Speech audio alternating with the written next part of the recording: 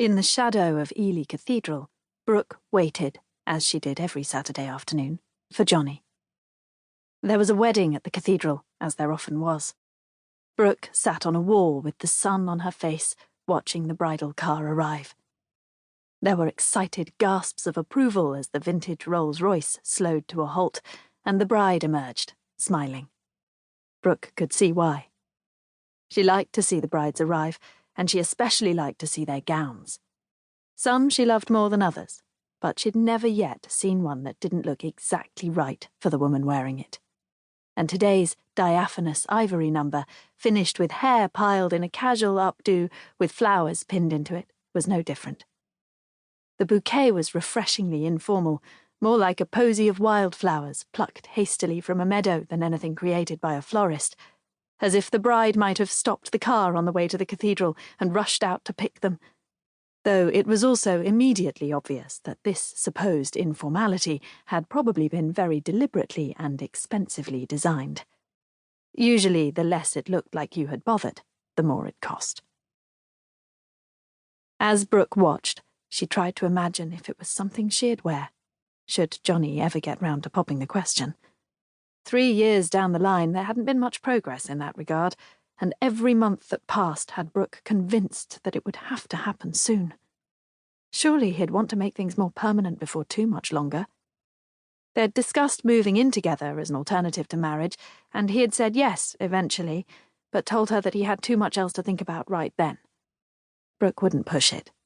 He'd asked her to be patient, to wait until he was in the right place in his life to think about it, and she had respected that.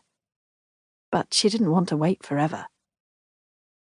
A smile hovered at the corners of Brooke's mouth as she watched the scene unfolding, the bride's gown being straightened out by the bridesmaids ready to go inside, the guests who had waited to see her arrival snapping photos on a forest of mobile phones and tiny digital cameras, and the official photographer getting a few of his own. The mini-drama set against the resplendence of the cathedral, all gleaming sandstone in the afternoon sun. Brooke loved this old building. She never tired of looking at it.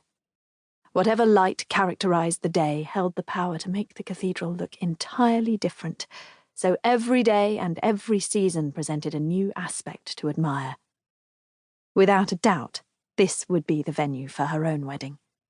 She'd say as much when Johnny turned up, as she often did, and as he often did, he'd probably nod and smile vaguely and then change the subject. In fact, his usual response was to ask a question, mostly what pub she wanted to go to, though it seemed a pointless one because they always spent their Saturday afternoons at the same one, the Coxon, overlooking the sparkling broads of the River Great Ouse. They'd sit on the shaded patio in the spring and summer and some of the autumn months, only heading inside for a window seat when the weather turned cold. Johnny had beer, and Brooke's usual G&T would slide down nicely as they watched the pleasure cruisers and barges glide by. Brooke's life wasn't complete by any means, but she could do a great job of convincing herself she was content with a glass in one hand, Johnny sitting across from her, and white clouds reflecting on the blue of the river that ran past their favourite pub. With a last deep breath, the bride turned to the huge wooden doors of the church, wide open and ready to welcome her to her brand-new life. She nodded briefly to 3 cornflower blue-clad adult bridesmaids who attended her, and then began the walk down the path. Brooke felt in her bag for her phone, eyes still trained on the figures of the women going inside. When they'd gone in, she'd get a cheeky photo of the wedding cars decked out in their ribbons and flowers in front of the cathedral for her Insta. As she rummaged, she knocked the smoothie she'd been sipping and had just set down on the wall next to her with her elbow and sent it flying. Shit!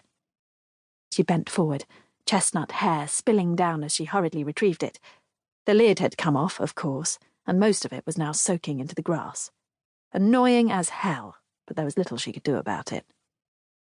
Seeing there was the smallest drop left, but still enough for one more slurp, Brooke put the lid back on and stuck the straw in. As she straightened to retake her seat, a shadow was cast on the ground in front of her, and she looked up to see Johnny. "Hey," he said. Brooke smiled, putting her cup down to smooth her hair. to keep listening to this audiobook. I've left you a link in the description so you can do it, at no cost thanks to Audible's 30-day free trial.